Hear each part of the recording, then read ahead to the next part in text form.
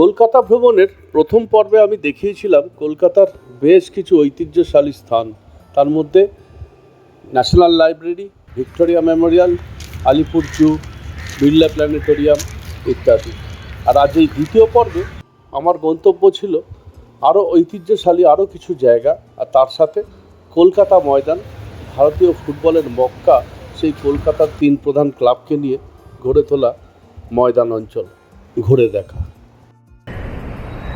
কলকাতা ভ্রমণে বেরিয়ে আজকে আমার দ্বিতীয় পর্ব শুরু মেট ক্যাফে হল দিয়ে। মেট ক্যাফে হল ভারতবর্ষের প্রথম লাইব্রেরি, ঐতিহাসিক শহর জায়গা, লর্ড মেট ক্যাফে স্মৃতিতে এই মেট ক্যাফে হল তৈরি 1840 থেকে 1844 সালের মধ্যে। সেই মেট ক্যাফে হলের সামনে আমি যাচ্ছি, যেটা মেট ক্যাফে হলেই প্রথম লাইব্রেরি প্রতিষ্ঠিত হয়েছিল, যেটা ক্যালকাটা পাবলিক লাইব্রেরি নামে পরিচিত ছিল। পরে এটা ইম্পেরিয়াল লাইব্রেরি হয়, আর 1953 সালে এই লাইব্রেরি ন্যাশনাল লাইব্রেরি রূপে আর বেলভেডিয়া রোড আলিপুরে চলে যায়। সেই মেট ক্যাফে হলের সামনে পৌঁছে গেছি। ওখানে গিয়ে আমি বিস্তারিত মেট ক্যাফে হলের হিস্ট্রি সম্বন্ধে আপনাদের সামনে তুলে ধরব। সেন্ট্রাল ক্যালকাটার ঐতিহ্যশালী ভবন আর কলকাতা ময়দান ইতিহাস নিয়ে এই পর্বে তুলে ধরার জন্য প্রথমেই 11 সেপ্টেম্বর আমি পৌঁছে গেছিলাম প্রথমে মেট ক্যাফে হল। স্ট্যান্ড রোড আর হেয়ার স্ট্রিটের সংযোগস্থলে এই মেট ক্যাফে হল ঐতিহাসিক মাহাত্ম্য বিশাল। 1836 সালে ক্যালকাটা পাবলিক লাইব্রেরি তৈরি হয় প্রিন্স দ্বারকানাথ ঠাকুরের তত্ত্বাবধানে। তদানীন্তন গভর্নর জেনারেল লর্ড মেট ক্যাপে সেই সময় 4675টি বই ফোর্ট উইলিয়াম কলেজ লাইব্রেরি থেকে দান করে এই লাইব্রেরিকে তৈরি করতে সাহায্য করেন। পরে 1840 সালে লর্ড মেট ক্যাপের স্মৃতির উদ্দেশ্যে এই লর্ড মেট ক্যাপ হল তৈরি হয়। এই মেট ক্যাপ হলেই শুরু হয় প্রথম লাইব্রেরি। পরবর্তী ক্ষেত্রে যেটা 1903 সালে ইম্পেরিয়াল লাইব্রেরি, আর 1953 সালে স্বাধীনতার পর ন্যাশনাল লাইব্রেরি নাম নিয়ে বেলভেডিয়া রোড আলিপুরে স্থানান্তরিত হয়।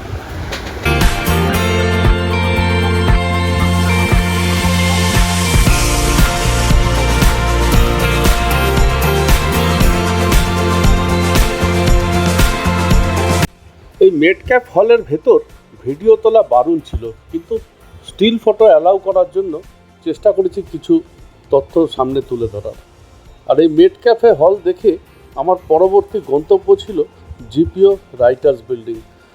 আর এই রাস্তাতেই পড়বে পুরনো রিজার্ভ ব্যাংক, যেটা রিজার্ভ ব্যাংক মিউজিয়াম নামে পরিচিত ছিল। আর টেলিফোন ভবন, ইনকাম ট্যাক্স অফিস, সব প্রাচীন ঐতিহ্যময় ভবনগুলো এই রাস্তাতেই পড়ে। ভীষণ ভালো লাগবে এই রাস্তা দিয়ে পুরো যাতায়াত করতে। ভীষণ চেনা এই রাস্তা শহর, কিন্তু এতদিন বেশ কিছু অজানাই থেকে গেছিল। তাই পৌঁছে গেলাম নেক্সট গন্তব্য আমার জিপিওর সামনে।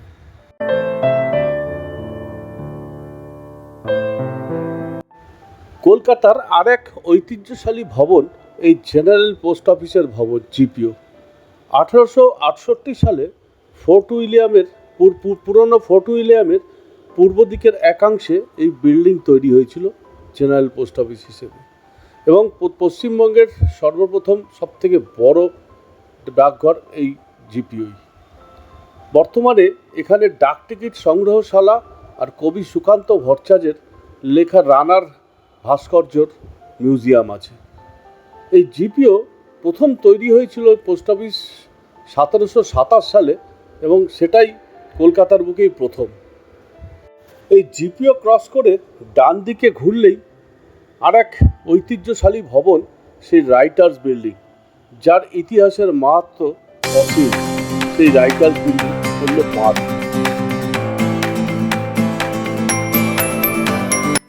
1777 সালে থমাস লিওর ডিজাইনে এই বিল্ডিং তৈরি হয়েছিল মূলত ইস্ট ইন্ডিয়া কোম্পানির ব্যবসায়িক কারণে। পরবর্তী ক্ষেত্রে 1947 সালে স্বাধীনতার পর এটা কার্যত পশ্চিমবঙ্গের অ্যাডমিনিস্ট্রেটিভ হাউসেই পরিণত হয়। এই রাইটার্স বিল্ডিং বা মহাকরণ এখানেই 1947 সালের পর থেকে আমাদের চিফ মিনিস্টার এবং তাদের সমস্ত মন্ত্রী দপ্তর এখানেই বসত। যদিও বর্তমানে এটা স্থানান্তরিত হয়েছে নবান্নে। আর এই রাইটার্স বিল্ডিং বা মহাকরণ এখন সচিবালয়ের ভবন হিসেবে কাজ করছে। এই ডান দিকে লাল দিঘি আর বাঁ দিকে রাইটার্স বিল্ডিং, এই বিবাদীবাগ এরিয়া যেটাকে ডালহাউসি বা আমরা অফিস পাড়া বলে থাকি, সেই ডালহাউসি বা অফিস পাড়ার অন্যতম ঐতিহাসিক বিল্ডিং এই রাইটার্স বিল্ডিং। রাইটার্স বিল্ডিং দেখে এবার আমার গন্তব্য ছিল কলকাতা ময়দান।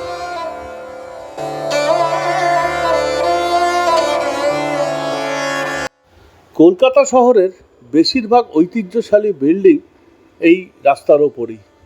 এই চারিদিকে অফিস পাড়াতেই আছে সেই পুরনো টেলিফোন ভবন, income tax, heritage income tax ভবন, আর তার কিছুটা বাদেই বিধানসভার বর্তমান বিধানসভার ভবন, আর তার উল্টো দিকে নেতাজি ইন্ডোর স্টেডিয়াম। আর সব থেকে বড়, এই পুরো এরিয়াটা ঘিরে রেখেছে রাজভবনের বিভিন্ন গেট। প্রথমেই চলে গেছিলাম কলকাতা ময়দানের উদ্দেশ্যে।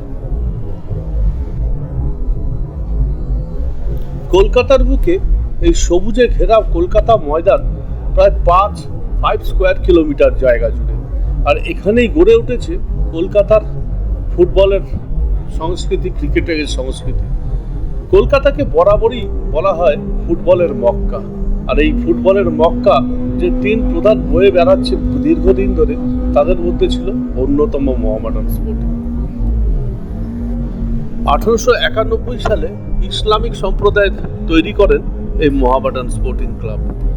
কলকাতার মোহামেডানদের নিয়ে তৈরি হওয়া এই মোহামেডান স্পোর্টিং ক্লাব আজও কিন্তু সমানভাবে ফুটবল, ক্রিকেটের কালচার বয়ে বেড়াচ্ছে এই ময়দান এরিয়ায়। ভারতবর্ষের অন্যতম প্রাচীন ক্লাব এবং ফুটবল ক্রিকেটের এক ঐতিহ্য বয়ে নিয়ে যাওয়া ক্লাব এই মোহামেডান স্পোর্টিং ক্লাব।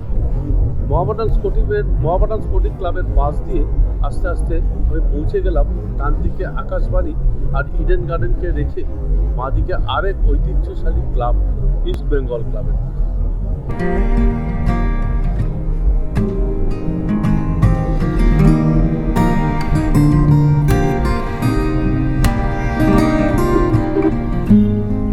ইতিহাসে কলকাতা ফুটবল এক অন্যতম স্থান অধিকার করে আছে। আর সেই ফুটবলের মক্কা কলকাতার অন্যতম ক্লাব শতাব্দী প্রাচীন ইস্টবেঙ্গল ক্লাবের টেন্টের সামনে আমি এখন দাঁড়িয়ে। আমি দেখাচ্ছি শতাব্দী প্রাচীন ইস্টবেঙ্গল ক্লাব, গৌরবময় ক্লাব, প্রচুর ইতিহাস আছে এই ক্লাবের। সেই ক্লাবের আমি ভিডিও তুলছি। আমরা যারা ফুটবল প্রেমী মানুষ তারা জানি এই মোহনবাগান ইস্টবেঙ্গলের আবেগ। আমরা মোহনবাগান ইস্টবেঙ্গলের আবেগ নিয়ে, বিখ্যাত খেলা নিয়ে, আমরা ডার্বি ম্যাচ নিয়ে আমরা মেতে থাকি সারা বছরই। সামনে আইএসএল ফুটবল শুরু হচ্ছে, সেই আইএসএলের প্রস্তুতিও চলছে এখন সেই শতাব্দীর প্রাচীন ক্লাব লাল হলুদ জার্সির ইস্টবেঙ্গল ক্লাবের সামনে। 1920 সালের 1 আগস্ট তৈরি হয় সুরেশচন্দ্র চৌধুরী, সারদা রঞ্জন রায় আর শৈলেন বসুর হাত ধরে এই ইস্টবেঙ্গল ক্লাব। আর ইস্টবেঙ্গল ক্লাবের গৌরবময় কাহিনী সারা ভারত বিখ্যাত, শুধু নয় সারা পৃথিবী বিখ্যাত। আমরা যারা ফুটবল প্রেমী তারা এই ইতিহাস সবাই জানি। আমি এখন দাঁড়িয়ে আছি কলকাতার শতাব্দী প্রাচীন ক্লাব, স্বাধীনতার সাথে যুক্ত মোহনবাগান ক্লাবের সামনে। মোহনবাগান ট্রেনটা আমি ঢুকবো, আমি দেখাবো কলকাতা ময়দানের ফুটবলের মক্কা বলে, সেই ফুটবল মক্কার অন্যতম ক্লাব, প্রাচীন ক্লাব কলকাতা মোহনবাগান ক্লাব। সেই মোহনবাগান ক্লাবের সামনে দাঁড়িয়ে আছি। স্বাধীনতার সাথে এই ক্লাব জড়িত। 1911 সালে প্রথম ব্রিটিশদের হারিয়ে আইএফএ শিল্ড জয়ী দল এই মোহনবাগান ক্লাব। 1889 সালে মোহনবাগান ক্লাবের প্রতিষ্ঠা হয়েছে। কলকাতা ময়দানের ফুটবলের ইতিহাসে মোহনবাগান, ইস্টবেঙ্গল, মোহামেডান এক বিশাল মাত্রা ধারণ করে। মোহামেডান স্পোর্টিং ক্লাব আর ইস্টবেঙ্গল ক্লাব আমি দেখিয়েছি, কিন্তু এই মুহূর্তে আমি মোহনবাগান ক্লাব, এবং এই ক্লাব আমার খুব প্রিয় ক্লাব। আমি এই ক্লাবের ভীষণভাবে বড় সমর্থক। এই মোহনবাগান ক্লাবে আমি এখন ভেতরে ঢুকবো। এখানে একটা ভালো ক্যান্টিন আছে, ওখানে কিছু খেতে হবে। এই আমি মোহনবাগান ক্লাবের গেট, চুনি গোস্বামী গেট। প্রথম ছোটোর থেকে প্রচুর ম্যাচ আমরা দেখেছি এখানে, এক সময় রেগুলার যাতায়াতও ছিল। এখন আমরা খেলা নিয়ে থাকি। সামনে ইডেন গার্ডেন দেখালাম, সেই মোহনবাগান ক্লাবের তাঁবুর সামনে আমি এখন একটু ভেতরে ঢুকে একটু খাওয়া দাওয়া করতে হবে।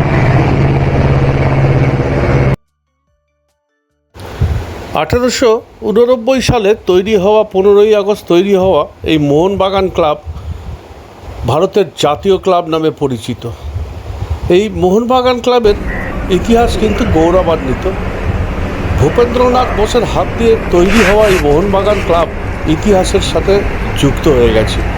যখন 1911 সালে খালি পায়ে 11 জন বাঙালি ব্রিটিশদের বিরুদ্ধে জয়লাভ করে প্রথম আইএফএ শিল্ড জিতেছিল। এই সেই আমাদের প্রিয় বিখ্যাত মাঠ, মোহনবাগান মাঠের সামনে বহু স্মরণীয় ম্যাচ, স্মরণীয় প্লেয়ারের এই ম্যাচ খেলা দেখা হয়েছে মোহনবাগান ক্লাবের। এই সেই মাঠ, আমাদের খুব প্রিয় জায়গা, শতাব্দী প্রাচীন মোহনবাগান মাঠ।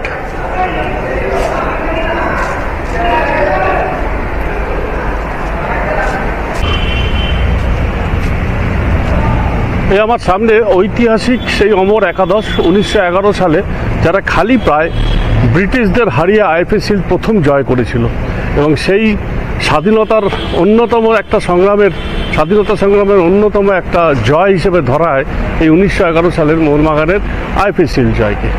সেই মোহনবাগান ক্লাবের টেন্ট, এই সেই লন, যে লনে বহু বিখ্যাত মানুষ সন্ধ্যেবেলার জমজমাট আড্ডা মারত। এইখানেই সেই চুনি গোস্বামী, ধীরেন দে, উমাপতি কুমার থেকে আরম্ভ করে পরবর্তীকালে বিখ্যাত ফুটবলার সুব্রত ভট্টাচার্য, সত্যজিৎ চ্যাটার্জি, সবাই এই সেই লন, বিখ্যাত লন কলকাতা ময়দানের মোহনবাগান ক্লাবের। এখন একটু কিছু এই মোহনবাগান ক্যান্টিনে খেতে হবে। এই মোহনবাগান ক্লাবের টেন্টের এই ডেভিল আর ফিশ ফ্রাই কিন্তু বিখ্যাত। এই ফিশ ফ্রাই আমি খাচ্ছি, ফ্যান্টাস্টিক।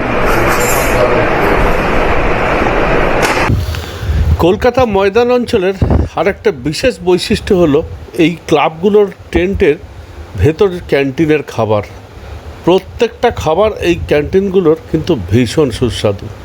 বিশেষ করে এইসব ক্যান্টিনের stew, vegetable stew, chicken stew, আর তার সাথে যে টোস্ট দেয়, ফ্যান্টাস্টিক।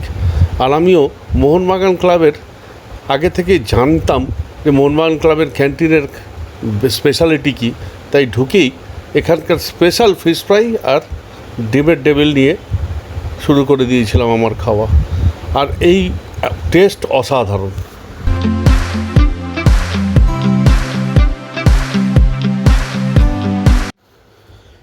মোহনবাগান ক্লাব থেকে বেরিয়ে তার ঠিক উল্টো দিকেই ইডেন গার্ডেনের পাশে অবস্থিত এই ইডেন গার্ডেন্স উদ্যানটা কিন্তু ভীষণ সুন্দর।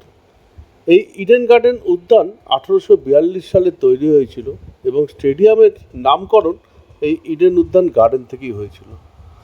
ভীষণ সুন্দর এই ইডেন উদ্যান, কিন্তু আপনার ভীষণ ভালো লাগবে। শীতকালে এখানে ঘুরতে এসে বেশ কিছুক্ষণ সময় নিশ্চিন্তে কাটিয়ে যেতে পারেন। এখানকার গাছগাছালি, ফুল ভীষণ ভালো লাগবে আপনার। দাঁড়িয়ে আছি ইডেন গার্ডেনের সামনে, ভেতরে ইডেন গার্ডেন স্টেডিয়ামের পাশেই এই গার্ডেন। 1842 সালে এই গার্ডেন তৈরি হয়েছিল। এরও এক ঐতিহ্যশালী পার্ক, কলকাতার বুকে সবথেকে প্রথম তৈরি হওয়া পার্ক, এবং স্টেডিয়ামের নামকরণ এই ইডেন গার্ডেন পার্ক থেকেই হয়েছে। এই ইডেন উদ্যান থেকেই হয়েছে ইডেন গার্ডেন্স স্টেডিয়াম। এই পার্কটা কিন্তু ভীষণ সুন্দর, বিরাট এরিয়া নিয়ে এই পার্ক, এবং বেশ ভালো লাগার পার্ক। সামনে একটা প্যাগোডা টাইপ আছে, আমি দেখাচ্ছি সেই প্যাগোডাটা। একদম বিরাট এরিয়া নিয়ে এই পার্ক, এবং এর সামনে একটা ব্রিজ আছে, ব্রিজটা ক্রস করলেই একটা প্যাগোডা আছে জাপানিজ, দেখাচ্ছি। সেই ব্রিজটা ক্রস করলেই এই প্যাগোডাটা আমি দেখাই। প্যাগোডাটা কিন্তু ভীষণ সুন্দর।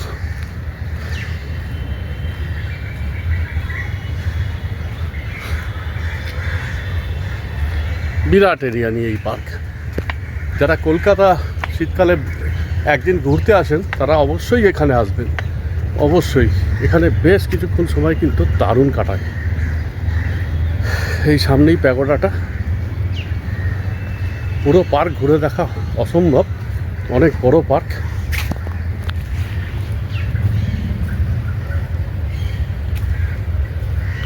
এই সেই প্যাগোডাটা, এখানে প্রচুর সিনেমার শুটিংও হয়।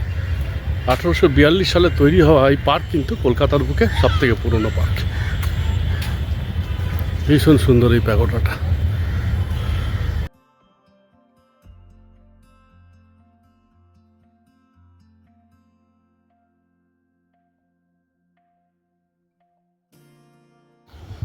ভীষণ সুন্দর এই পার্কটা, কিন্তু আপনার ভীষণ ভালো লাগবে। সবথেকে বড় কথা, বাইরের কোলাহল আওয়াজ মুক্ত এই পার্কে বুঝতেই পারা যায় না যে কলকাতার চারিদিকে জনবহুল এই আওয়াজময় শব্দময় এই শহরের ভেতরে এক টুকরো অসাধারণ জায়গা।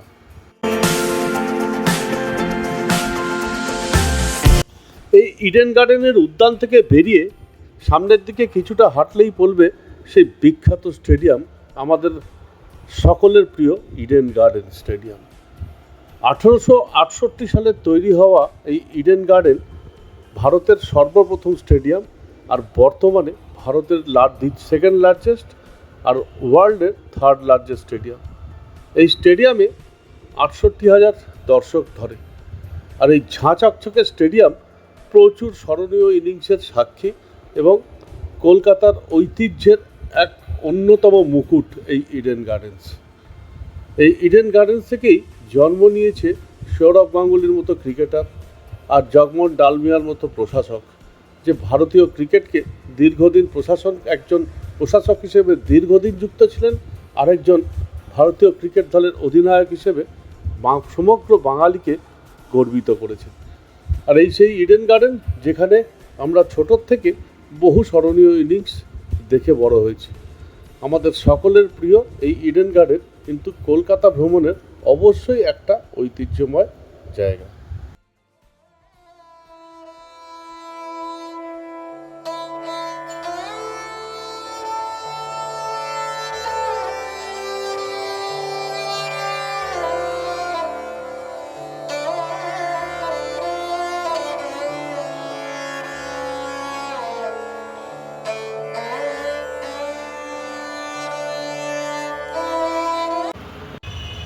ইডেন গার্ডেন থেকে বেরিয়েই সামনেই পড়বে আকাশবাণী, অল ইন্ডিয়া রেডিওর অফিস, হেড অফিস, সেই আকাশবাণী। 1936 সালে তৈরি হওয়া এই অল ইন্ডিয়া রেডিওর হেড অফিস আকাশবাণী কিন্তু কলকাতার অন্যতম দ্রষ্টব্য স্থান এবং ঐতিহ্যময় ঐতিহাসিক স্থান।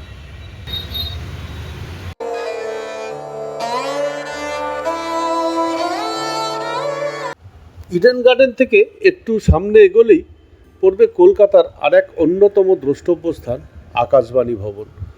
আর এই আকাশবাণী ভবনের সামনে এলেই মনে পড়ে যায় যে ছোটোবেলার মহালয়ার দিন বীরেন্দ্রকৃষ্ণ ভদ্রের গলার সেই মহালয়া শোনা।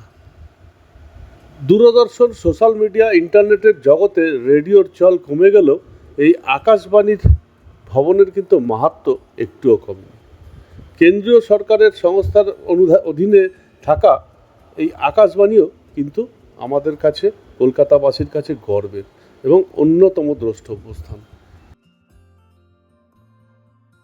আকাশবাণীর উল্টো দিকেই ফুটপাত দিয়ে ধর্মতলার দিকে যাওয়ার পথে পড়বে বাঁদিকে বিরাট এরিয়া নিয়ে সেই রাজভবন। ঐতিহ্যশালী এই রাজভবন 1858 সালে ব্রিটিশ গভর্নমেন্টের হাতে পাওয়ার ট্রান্সফার করার পর ভাইসরয় অফ ইন্ডিয়ার এটাই ছিল বাসস্থান। আর পরবর্তী ক্ষেত্রে স্বাধীনতার পর থেকে 1947 সালের স্বাধীনতার পর থেকে এই রাজভবন পশ্চিমবঙ্গের গভর্নর হাউস, এখানেই রাজ্যপালের ভবন। এই ঐতিহাসিক এবং ইতিহাস সমৃদ্ধ এই বিল্ডিংও কিন্তু কলকাতার এক অন্যতম দ্রষ্টব্য স্থান। রাজভবন দেখে আমার পরবর্তী গন্তব্য ছিল কলকাতার আর এক অসাধারণ স্মৃতিসৌধ, সেই মনুমেন্ট বা শহীদ মিনার।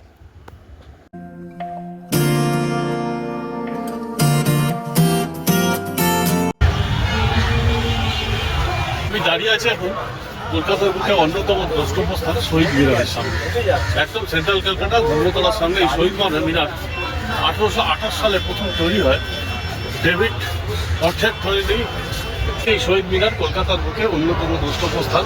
1828 সালে ব্রিটিশ মেজর অক্সনলরির নামে এই শহীদ মিনার প্রথম তৈরি হয় এবং তখন নাম ছিল এটা অক্সনলরি মনুমেন্ট। আর 1969 এই মনুমেন্টের রিনেম হয় শহীদ মিনার, স্বাধীনতা সংগ্রামীদের উদ্দেশ্যে স্মরণ করে এবং স্মৃতি রক্ষা।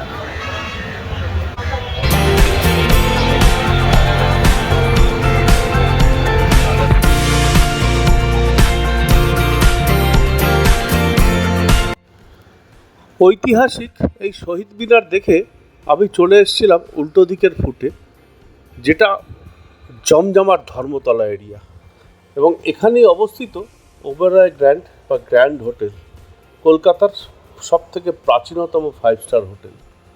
আর তার পাশের রাস্তা দিয়ে চলে গেছে কলকাতা কর্পোরেশন, আর একটা হেরিটেজ বিল্ডিং কলকাতার বুকে। আর তার পাশে বিখ্যাত সেই হগ মার্কেট, যা পরবর্তী ক্ষেত্রে নিউ মার্কেট নামে পরিচিত। আমার এই গন্তব্যের উদ্দেশ্য ছিল ইন্ডিয়ান মিউজিয়াম যাওয়ার, আর পুরো রাস্তা জুড়ে এই ঐতিহ্যশালী জায়গা আর জমজমাট বাজার ঘুরতে ঘুরতে চলে গেছিলাম ইন্ডিয়ান মিউজিয়াম সদর স্ট্রিটের ধারে। 1876 সালে তৈরি হওয়া এই কর্পোরেশন বিল্ডিং ঐতিহাসিকভাবে বিশেষ সমৃদ্ধ। এই কলকাতা কর্পোরেশনের এই বিল্ডিংয়েই মেয়রের চেয়ারে কোনো এক সময় বসেছিলেন সুভাষচন্দ্র বসু, দেশবন্ধু চিত্তরঞ্জন দাস। 1874 সালে স্টুয়ার্ট হগ নামাঙ্কিত এই হগ মার্কেট, বর্তমানে নিউ মার্কেট, কিন্তু কলকাতার বুকে সব থেকে জনপ্রিয় মার্কেট। সামনে পুজোর মরশুম আর গিজগিজ করছে ভিড়, পুজোর বাজারের ব্যস্ততা, আর সারা বছরই এই বাজার কিন্তু ব্যস্ত থাকে। আর এই অঞ্চল কিন্তু জমজমাট অঞ্চল।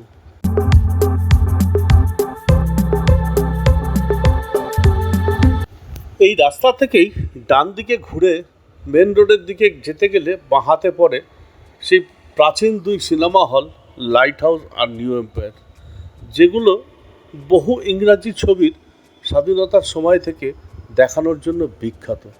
যদিও আজকে সেই হলগুলোর বন্ধ, বেশিরভাগটাই শপিং মলে পরিণত।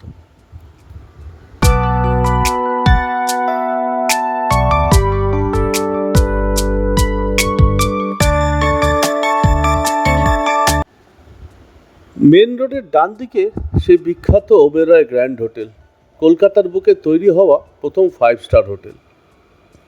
1900 শতকের শেষের দিকে তৈরি হওয়া এই ওবেরয় গ্র্যান্ড হোটেল কলকাতার ঐতিহ্যের সাথে একেবারে খাপ খেয়ে যায়। আর এর নিচের সেই হকার্স মার্কেট, বিখ্যাত হকার্স মার্কেট কিন্তু সারা বছর জমজমাট। এই ঐতিহ্যশালী গ্র্যান্ড ওবেরয় হোটেল দেখে আমরা এগিয়ে গেলাম ইন্ডিয়ান মিউজিয়ামের দিকে। আর এই ইন্ডিয়ান মিউজিয়াম যাবার পথেই বাঁদিকে পড়বে প্রথমে বাইবেল হাউস।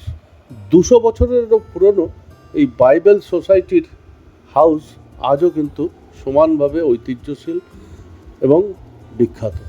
আর তারপরেই YMCA, ইয়াং মেন্স খ্রিস্টান অ্যাসোসিয়েশন হয়ে পড়বে সেই বিখ্যাত সদর স্ট্রিট, যার সামনেই ইন্ডিয়ান মিউজিয়াম। এই সদর স্ট্রিট কিন্তু বিখ্যাত এবং ভীষণ পপুলার বিদেশিদের কাছে। আর এই বিদেশিরা বেশিরভাগই এই সদর স্ট্রিটে থাকতে পছন্দ করে। আর এখানেই আছে সেই চ্যাপেল হাউস। সদর স্ট্রিট এই চ্যাপেল হাউস দেখেই চলে এসেছিলাম ডান দিকে। আমার মূল উদ্দেশ্য ছিল যেখানে যাওয়ার, সেই ইন্ডিয়ান মিউজিয়াম, হেরিটেজ ইন্ডিয়ান মিউজিয়ামের উদ্দেশ্যে।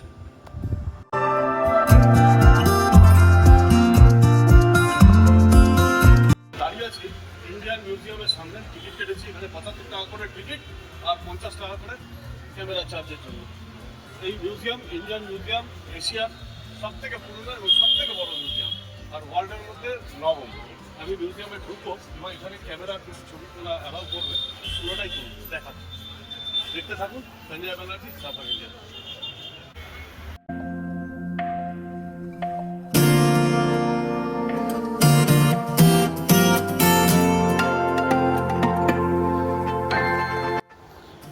1814 সালে এশিয়াটিক সোসাইটি বেঙ্গল তৈরি করেছিলেন এই ইন্ডিয়ান জাদুঘর, আর এর ফাউন্ডার ছিলেন ড্যানিশ বোটানিস্ট নাথেনিয়েল ওয়ালিচ। এই জাদুঘর এশিয়ার সব থেকে প্রাচীন এবং বৃহত্তম জাদুঘর হিসেবে পরিচিত এবং নবম সারা পৃথিবীর মধ্যে, 9th। ইন্ডিয়ান মিউজিয়ামে বিভিন্ন সময়ের দুষ্প্রাপ্য জিনিস, বিশেষ করে ফসিল, স্কেলটন এবং বিভিন্ন মুঘল পেন্টিং, টেরাকাটা, পোড়ামাটির জিনিস বিভিন্নভাবে যত্ন করে রাখা রয়েছে।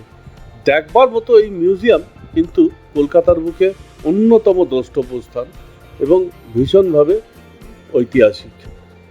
আজকে আমার এই গন্তব্যের শেষ জায়গা ছিল এই ইন্ডিয়ান মিউজিয়াম। এবার আমার ফেরার পালা, মুগ্ধ হয়ে ফেরা আজকে কলকাতার ইতিহাস জেনে। কলকাতার ইতিহাস, কলকাতার দ্রষ্টব্য স্থান চেষ্টা করেছি দুটো পর্বের মাধ্যমে আপনাদের কাছে সামনে রাখার। তারও আগে গঙ্গার ঘাট, প্রিন্সেপ ঘাট থেকে বাগবাজার মায়ের ঘাট অবধি দেখিয়েছি। আর আজকে আমার এই দ্বিতীয় পর্ব এখানেই শেষ। আগামী পর্বে কলকাতার আরও কিছু হেরিটেজ দিক নিয়ে। যদি ভালো লাগে অবশ্যই লাইক দিন, শেয়ার করুন আর কমেন্টস দিন, আর হ্যাঁ অবশ্যই চ্যানেলটা সাবস্ক্রাইব করুন। Thank you. আজকের মতো এখানেই শেষ।